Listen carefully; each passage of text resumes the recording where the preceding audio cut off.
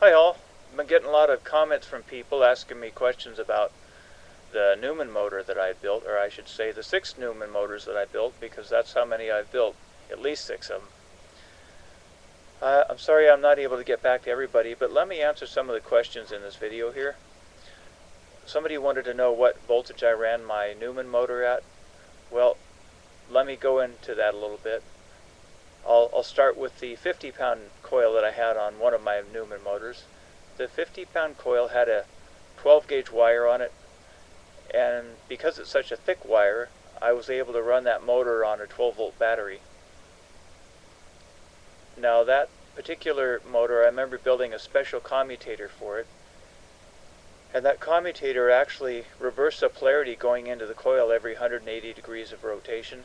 That was so I'd get a continual push on my magnetic armature, which weighed about 10 or 15 pounds. Even though it wasn't a free energy motor by any means, it was an efficient motor, and it was a lot of fun to build it, but no free energy.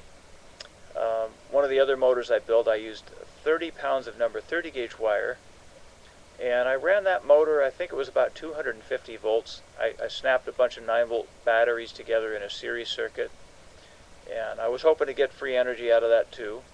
No dice on that. The most complicated Newman motor I built had a commutator that switched the polarity going, I'm sorry, not the one, let me rephrase that. It had short out segments on the commutator, as Joe described in his book. It had a, what do they call, a fire, the blank, and then the short out, or vice versa. Anyway, that was a very complex commutator, and I was sure that I'd get some free energy out of that one, but I didn't. Got a lot of sparking at the commutator, and it sure messed up my TV and my radio, but no free energy out of that one. And it was interesting to see the results I'd get, though, and some of the self-governing effects that these motors would have. One thing that used to surprise me is some of these motors would have a fair amount of torque, but they would turn very slowly, and I guess that's that self-governing effect. I know it's got different names. Somebody told me it's called the motor effect. Other people called it back EMF. Oh, speaking of back EMF, that was the other thing I experimented with. I tried using different variations of circuits to feed the back spike back into the battery.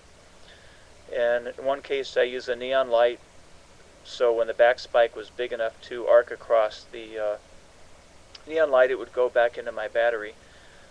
And my motor would slow down when I did that. I also tried using a diode, so when the back spike came back, which is reverse polarity, by the way, of the applied voltage, but when the back spike came back, it would feed itself back into the battery there too. And again, no free energy.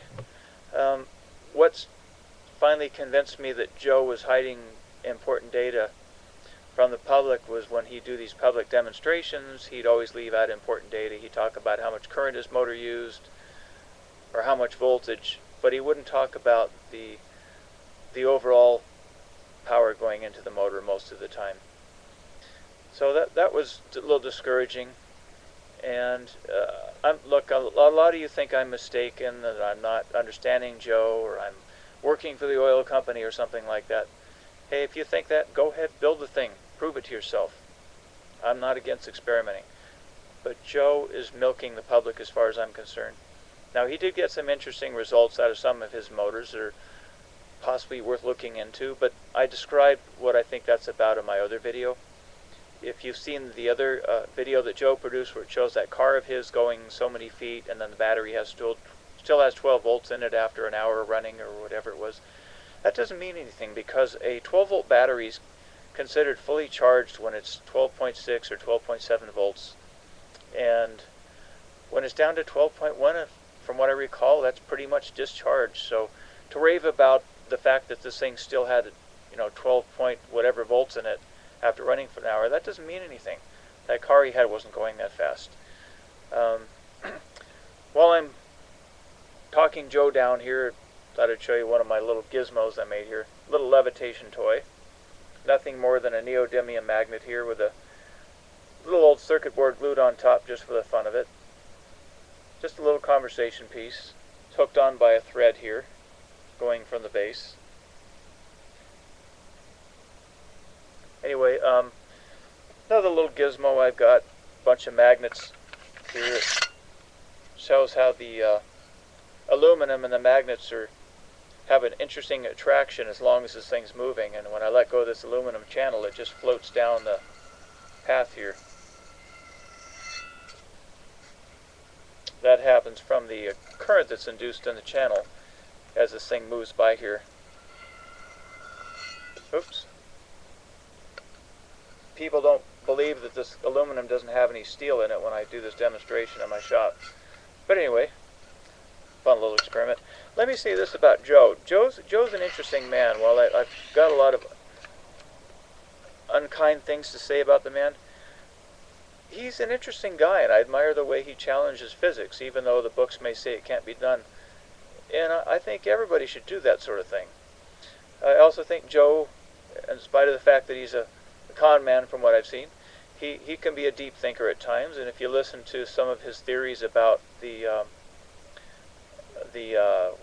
gyroscopic effect of a magnet interacting with a conductor, and how that works, I think he perhaps is onto something. Of course, I don't know if Joe's the inventor of that idea. I know that he claims credit for things that may not necessarily be his ideas, and I don't know enough about conventional teachings to say what he's lying about and what he isn't in all cases. But I will say this: if you're wanting to do more research on Joe, get on the internet, look in the search engine. I don't think you'll find too many anti-Joe Newman things on the YouTube so much, but there was a gentleman, his name was Eric Craig, I think that's C-R-A-I-G. He had quite a few articles about Joe, and he had some documents there about people that worked with Joe. So, I'm not sure what else I can say. I guess it'll probably dawn on me after I'm done with this video. I appreciate you all listening, though, and I hope I answered some of your questions. So, hey, go ahead and experiment if you find out